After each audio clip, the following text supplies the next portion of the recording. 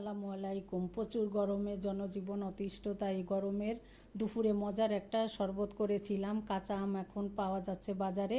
এখান থেকে আমি 3টা আম নিয়ে ভালো করে কেটে ধুয়ে ভালো করে ডলে পরিষ্কার করে ধুয়ে নিয়েছি। আর এখানে 3 গ্লাস শরবত করব, তাই আমি 3টা আম খুব ভালো করে ডলে ধুয়ে নিয়েছি। ধুয়ে পানি ঝরিয়ে এবার আমি আমটাকে ভালো করে খোসা ছাড়িয়ে নিচ্ছি, আর সবুজ অংশটা কিন্তু বাদ দিয়ে দিতে হবে।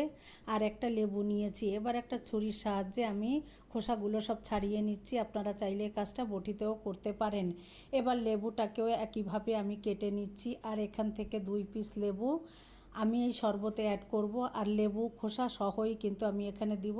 লেবুটাকে খুব ভালো করে 4 পিস করে নিয়ে এখানে আমি ছোট ছোট কুচি করে কেটে নিচ্ছি। আর এই লেবুটা খোসা সহ যদি শরবতে দেওয়া হয় তাহলে শরবতটা খেতে যেমন মজা হয়, আর লেবুর খোসাটা কিন্তু আমাদের শরীরের জন্য অনেক বেশি উপকারী, আর এক্সট্রা চর্বিটাও কিন্তু কাটে। এবার আমি আমগুলোকে 2 ফালি করে বীজটাকে বের করে নিয়ে একইভাবে আমি ছুরির সাহায্যে আমগুলোও কুচি করে কেটে নিচ্ছি। যেহেতু আমি ব্লেন্ডারে ব্লেন্ড করব, একটু মোটা হলেও সমস্যা নেই।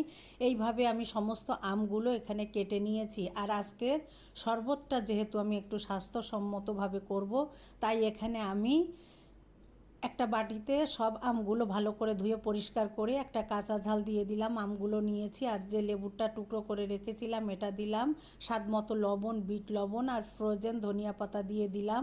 আর দিয়ে দিলাম এখানে আমি খেজুরের গুড় দিয়ে এবার একটু পানি দিয়ে সব কিছু ব্লেন্ড করে নিয়েছি। ব্লেন্ড করে নিয়ে এখানে আমি ঠান্ডা পানিটা অ্যাড করে দিলাম। দিয়ে এখানে আমি আর একটা লেবু ভালো করে ধুয়ে পরিষ্কার করে একটু গ্রেট করে গায়ের যে খোসাটা আছে এটা দিয়ে দিলাম। দিয়ে এবার আমি এই আমের শরবতটা এবার পরিবেশন করব। একটু মিষ্টি কম মনে হয়েছে, তাই আমি একটু চারিপাশ থেকে একটু গুড় দিয়ে দিলাম। এতে দেখতে যেমন সুন্দর হবে আর মিষ্টিটাও খুব ভালো ব্যালেন্স হবে। এবার আমি 3টা গ্লাসে পরিবেশন করছি। আর এইভাবে ঝটপট গরমের দুপুরে কিন্তু করে খেয়ে নিতে পারেন। গরমে কিন্তু অনেক বেশি প্রশান্তি দেয় গরমের দুপুরে। এবার আমি পরিবেশন করে দেখিয়ে দিচ্ছি। উপর থেকে আমি একটু লেবুর খোসা গ্রেট করে রেখেছিলাম, এখান থেকে আরও কিছুটা দিয়ে দিলাম। আর উপর থেকে আরও একটু খেজুরের গুড় দিয়ে দিলাম। আর এটা খেতে যে কি অসাধারণ, যারা খেয়েছেন তারা তো জানেন, আর যারা খাননি এখন প্রচুর আম কাঁচা বাজারে, বানিয়ে খেয়ে দেখবেন। আর আমার শরবতটা কেমন হলো পুরো ভিডিও দেখে কমেন্টে জানাবেন।